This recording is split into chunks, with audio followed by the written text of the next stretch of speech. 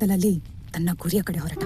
ಆ ದಿನ ಜೋರಾಗಿ ಬಿರುಗಾಳಿ ಬೀಸ್ತಿದ್ದಾಗ ಹಡಗಲ್ಲಿ ಒಬ್ನೇ ಯಾರಿಗೂ ಭಯ ಪಡದೆ ಹೊಳಿತಿರೋ ಸಮುದ್ರದ ಮೇಲೆ ಹಾದು ಹೋಗ್ತಾನೆ.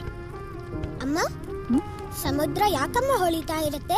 ಯಾಕಂದ್ರೆ ಸಮುದ್ರದ ಅಡಿಯಲ್ಲಿ ತುಂಬಾ ಬಂಗಾರ ಇದೆ, ಅದಕ್ಕೆ ಹೊಳಿಯುತ್ತೆ. ಅಮ್ಮ, ನಿನಗ್ ಬಂಗಾರ ಅಂದ್ರೆ ಇಷ್ಟನಮ್ಮ? ಬಂಗಾರ ಅಂದ್ರೆ ಯಾವ ಹೆಣ್ಣಿಗೆ ಇಷ್ಟ ಇಲ್ಲ ಕಣೋ.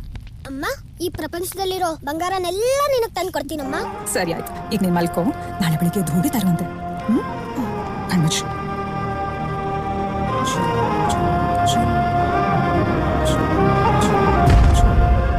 उसके बारे में ना ही किसी को कुछ लिखना ना पढ़ना चाहिए.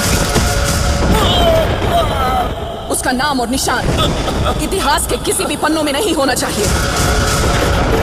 I am enforcing the army and signing the death warrant of the biggest criminal in India.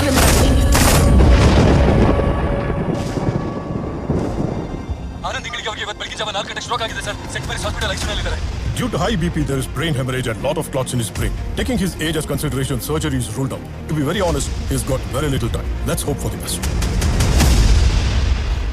Doctor, does he have any relatives?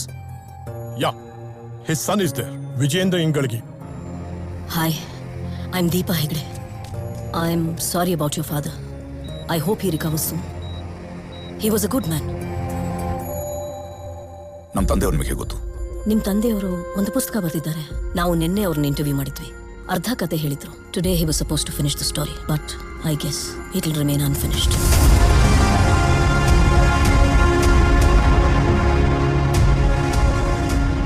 I'm not sure if he was a good man or not. But I'm sure he was not a good father, not a great husband. ಚಿಕ್ಕಂದ ನನ್ನ ಜೊತೆ ಆಟ ಆಡಿ ನೆನಪಿಲ್ಲ ನನಗೆ. ನನ್ನ marks card ಯಾವತ್ತೂ ನೋಡಿಲ್ಲ. ನಾನು ಸಿಗರೇಟ್ ಯಾವಾಗ ಶುರು ಮಾಡಿದ ಐಡಿಯಾ ಕೂಡ ಇರಲಿಲ್ಲ ಅವ್ರಿಗೆ. Not I cared. ಆದ್ರೆ ನನ್ನ ತಾಯಿ ಸತ್ತಾಗ ಒಂದು ಹನಿ ಕಣ್ಣೀರು ಕೂಡ ಹಾಕಲಿಲ್ಲ. ಇನ್ಫ್ಯಾಕ್ಟ್ ನಮ್ಮ ಮನೆ ಬಿಟ್ಟು ಹೋದಾಗ ನೋಟಿಸೇ ಮಾಡಲಿಲ್ಲ. 25 ವರ್ಷಗಳ ನಂತರ ನೋಡ್ತಾ ಇದ್ದೇನೆ.